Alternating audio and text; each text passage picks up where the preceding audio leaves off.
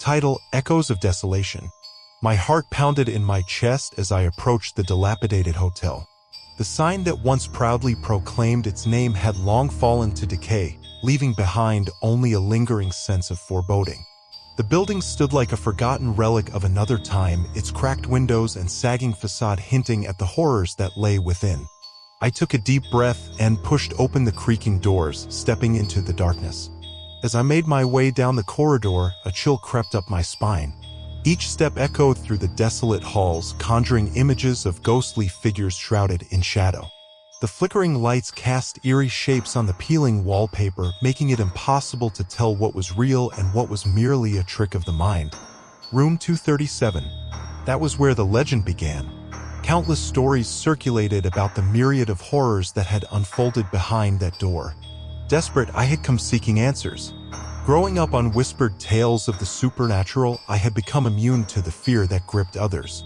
But as I stared at the rusty number hanging askew on the door, even I couldn't deny the trepidation that washed over me like a spectral breeze.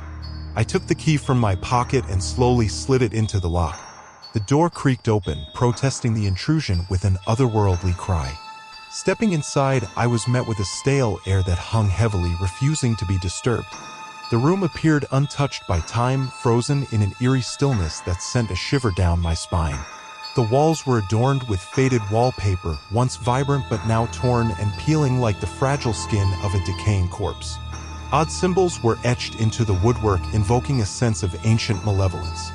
The dilapidated furniture appeared to whisper secrets of long-forgotten nightmares, begging to be released from their spectral prison. As I explored the room, I could feel the past seeping through the floorboards, intertwining with the present in a macabre dance. Visions of those who had succumbed to the darkness played out before my eyes, their tortured souls eternally bound to this cursed place. Their anguished cries echoed through the air, filling me with a deep sense of unease. Suddenly, a gust of wind blew through the room, extinguishing the candle I had brought with me. Darkness enveloped the space, leaving me blind to the terrors that lurked within. Panic took hold of me, a primal instinct urging me to flee. But my curiosity was a force stronger than my fear, and I knew I had to press on. In the pitch-black room, a soft voice whispered my name. It was a voice that felt both comforting and sinister, drawing me towards a flicker of light at the far corner. Moving with trepidation, I stumbled toward the source, my heart pounding ferociously. As I reached the light, a flickering figure emerged, its hazy form bearing an uncanny resemblance to someone I once loved. "Nathan," the figure whispered, its voice filled with longing and pain. It called me into an embrace, but as my hand reached out to touch it, the figure dissipated into shadow, leaving behind an insatiable emptiness. My pulse raced as I realized I was not alone in this haunted room. The spirits of the past were awakening, their ethereal presence growing stronger with each passing moment. Night turned into an endless nightmare as the room came alive with nightmares and apparitions. Ghostly hands reached out from the walls, their icy grip threatening to drag me into the abyss.